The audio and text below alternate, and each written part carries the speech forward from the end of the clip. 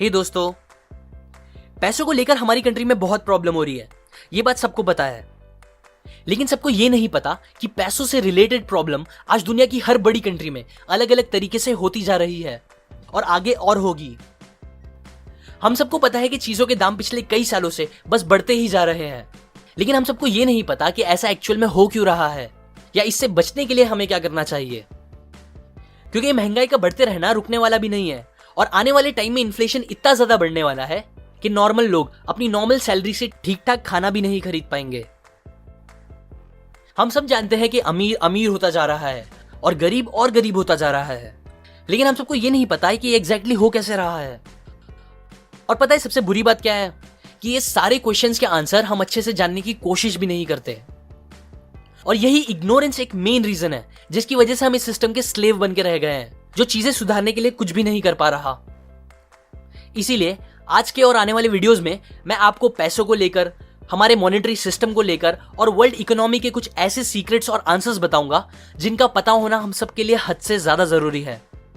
क्योंकि ये सीक्रेट्स का ना पता होना आज हम सबकी जिंदगी पे बहुत ज्यादा नेगेटिव इंपैक्ट कर रहा है और आगे और बहुत ज्यादा करेगा। So let's begin with the hidden secrets of money. इंसान की ट्रू वेल्थ उसका टाइम और उसकी फ्रीडम होती है, जो आज उससे लिटरली चुराई जा रही है, बहुत इजीली और इनफैक्ट लीगली। अब अगर आप सोच रहे हो कि ऐसा कैसे पॉसिबल है, तो ये समझने के लिए पहले आपको पैसों की हिस्ट्री पता होना जरूरी है। ज्यादातर लोगों को पता ही होगा कि पहले जमाने में इंसान लेन देन करने के लिए बार्टर सिस्टम का यूज करता था, जहां एक सामान खरीदने के लिए हमें कोई दूसरा सामान देना पड़ता था। जैसे कि समझो मेरे पास अगर एक मुर्गी है और आपके पास चावल, तो मैं आपको अपनी मुर्गी दूंगा जिसके बदले आप मुझे चावल दोगे। यह सिस्टम ठीक था, पर इसमें बहुत कॉम्प्लिकेशंस और प्रॉब्लम हो जाती थी। फिर लोगों ने कुछ अलग सोचना स्टार्ट किया। उस टाइम भी सबको पता था कि सोना एक कीमती चीज होती है, इसीलिए फिर लोगों ने सोने और चांदी के पैसे बना के उनसे बिजनेस करना स्टार्ट कर दिया।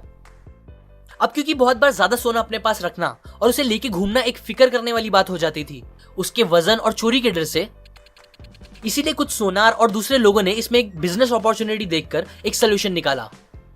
उन्होंने लोगों से कहा कि तुम अपना सोना हमारे पास रखा दो, हम उसे गार्ड करके एकदम सेफ रखेंगे अपने पास, और बस उसके बदले आप हमें एक छोटी सी फीस दे देना। सबको ये आइडिया काफी अच्छा लगा, सो लोगों ने अपने अपने सोने उनके पास रखाना स्टार्ट कर दिए, जिसके बदले वो सोनार उन्हें एक IOU दे देता था। IOU और कुछ नहीं, बस एक कागज था जिसमें लिखा होता था कि मेरे पास आपका इतना सोना रखा हुआ है। सिंपल वर्ड्स में आप उसे सोने की रसीद भी बोल सकते हो, जिसे दिखाकर वो लोग अपना सोना कभी भी वापस लेके जा सकते थे। इसी तरह ये सिस्टम एकदम अच्छे से चलने लगा। लेकिन फिर कुछ टाइम बाद सोनार लोगों को एक अजीब बात रियलाइज हुई कि ये सिस्टम बनाने के बाद अब ऑलमोस्ट कोई भी इंसान अपना सोना लेने वापस नहीं आ रहा था और सबने उन रसीद से ही बिजनेस करना स्टार्ट कर दिया था, क्योंकि सबको यकीन हो गया था कि रसीद है मतलब सोना भी होगा ही। अब ये चीज समझने के बाद सोनार लोगों को लालच आ गई और फिर उन्होंने गलत काम करना स्टार्ट कर दिया। क्योंकि अब उनके हाथ से बनी हुई रसीद ही पैसा बन गया था, इसीलिए वो लोगों ने नकली और ज्यादा रसीदें बनाना स्टार्ट कर दी। उनके पास तो सोना होता भी नहीं था, लेकिन फिर भी वो ज्यादा रसीदें बनाते जाते, जिसे वो दूसरे गरीब लोगों को उधार देकर, मतलब लोन पर देकर, उस पे इंटरेस्ट कमाने लगते।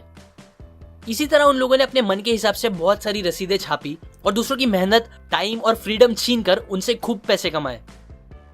ऐसे स्टार्ट हुई दुनिया की सबसे बड़ी चोरी। वो सोना संभाल के रखने की दुकान दुनिया की पहली बैंक थी और वो रसीद दुनिया की पहली करेंसी। आज हम सब ग्लोबली इतने बड़े फाइनेंशियल क्राइसिस में जी रहे हैं, उसका सबसे बड़ा रीजन ये है कि हमें करेंसी और मनी के बीच का डिफरेंस नहीं पता। बहुत से लोगों को लगता है कि करेंसी और मनी दोनों एक ही चीज है, लेकिन ऐसा है नहीं। करेंसी एक मीडियम ऑफ एक्सचेंज है जिसे आप कहीं भी लेके घूम सकते हो, जो जल्दी खराब नहीं होता, जिसके छुट्टे कराए जा सकते हैं और जो फंजिबल होता है। मतलब आपके जेब में जो 100 रुपए है वो मेरे जेब के 100 रुपए से एकदम सेम है और उनसे हम सेम चीजें खरीद सकते हैं। ये होती है करेंसी। मनी में भी ये सारी प्रॉपर्टी होती है, जैसे कि वो भी पोर्टेबल, ड्यूरेबल, डिविजिबल और फंजिबल होते हैं। लेकिन जो मेन डिफरेंस मनी को करेंसी से अलग करता है वो ये है कि मनी एक्चुअल में कुछ वैल्यू स्टोर रखता है अपने अंदर, जो सालों साल तक उसमें होती है, जिससे उसकी परचेसिंग पावर भी बनी रहती है। एग्जाम्पल, सालों पहले जो फिएट करेंसीज दुनिया में चलती थी आज उसकी कुछ वैल्यू नहीं होगी। लेकिन सोना और चांदी जो एक फॉर्म ऑफ मनी है, उसकी वैल्यू आज भी है, 100 साल पहले भी थी और 1000 साल पहले भी थी। जबकि फिएट करेंसीज बस कागज के टुकड़े होते हैं जिन्हें गवर्नमेंट्स और बैंक्स मिलके जितना चाहे उतना छापती रहती है, जिसकी वजह से उनकी वैल्यू आज तो है पर कुछ टाइम बाद नहीं होगी, जैसा कि हजारों सालों से चलता आ रहा है। लेकिन सोना और चांदी, ये दो चीज ने 5000 साल से अपनी वैल्यू बनाई रखी है और ये दोनों ही एक्चुअल मनी है, बिकॉज कोई भी इन्हें जितना चाहे उतना छाप नहीं सकता मशीन से। क्योंकि गवर्नमेंट्स और बैंक्स मिलके जितने चाहे उतने करेंसीज छाप सकती है, इसीलिए ज्यादातर होता भी यही है कि लालच और अलग अलग रीजंस की वजह से गवर्नमेंट बहुत सारी करेंसीज छपवा के मार्केट में लगातार लाती ही रहती है, जिसे उस करेंसीज की क्वांटिटी बहुत ज्यादा बढ़ने लगती है। अभी अगर आपको लग रहा है कि क्या फर्क पड़ता है, ज्यादा करेंसी होना मतलब अच्छा ही है, ज्यादा नोट मतलब ज्यादा पैसे, तो आप गलत सोच रहे हो।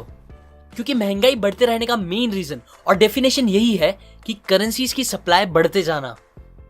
जितनी ज्यादा करेंसीज बढ़ेगी कंट्री में, उतना ज्यादा चीजें महंगी होती जाएगी। एग्जाम्पल, समझो एक पुल है, लेकिन ये नॉर्मल पानी का पुल नहीं है बल्कि करेंसीज का पुल है, और उसमें एक बड़ा सा स्पॉन्ज रखा हुआ है जो कि है चीजों के दाम। सो होता यह है कि जैसे जैसे करेंसीज बढ़ने लगती है, चीजों के दाम भी उसे सोख के खुद भी बढ़ते जाते हैं। फिएट करेंसीज का ये गेम बैंक्स के कॉन्फिडेंस और हमारे लैक ऑफ नॉलेज की वजह से चल रहा है। क्योंकि बैंक्स आपसे ये छुपाती नहीं है, बल्कि वो तो एकदम खुल्लम खुल्ला बताती है कि ये करेंसीज फिएट है, मतलब उनके पीछे कोई सोना नहीं रखा हुआ है। पर फिर भी हम इस बात को समझ नहीं पाते और उन रसीद को अपनी जान से ज्यादा वैल्यू देने लगते हैं, जबकि उसकी खुद की वैल्यू धीरे धीरे खत्म होती जा रही है और होती ही रहेगी इन्फ्लेशन की वजह से। सो टू कंक्लूड, अब हमें क्या करना चाहिए? सबसे पहला काम, आप खुद इस टॉपिक को एकदम अच्छे से समझो और फिर जितना हो सके उतना इस नॉलेज को लोगों के साथ शेयर करके उन्हें भी एजुकेट करो। क्योंकि कहा जाता है कि ये सीक्रेट्स जो मैंने आज आपको बताए और आगे आने वाली वीडियोस में बताऊंगा, ये सब बातें 10 लाख में से बस एक जन को अच्छे से पता चल पाती थी। इसीलिए ही हम इस सिस्टम के अभी भी स्लेव बने हुए हैं और कुछ भी नहीं कर पा रहे। लेकिन क्योंकि अब इंटरनेट और सोशल मीडिया का जमाना है, हम इन बातों को इजीली फैला के अपने खुद के, अपनी फैमिली और कंट्री के फ्यूचर को बेटर बना सकते हैं।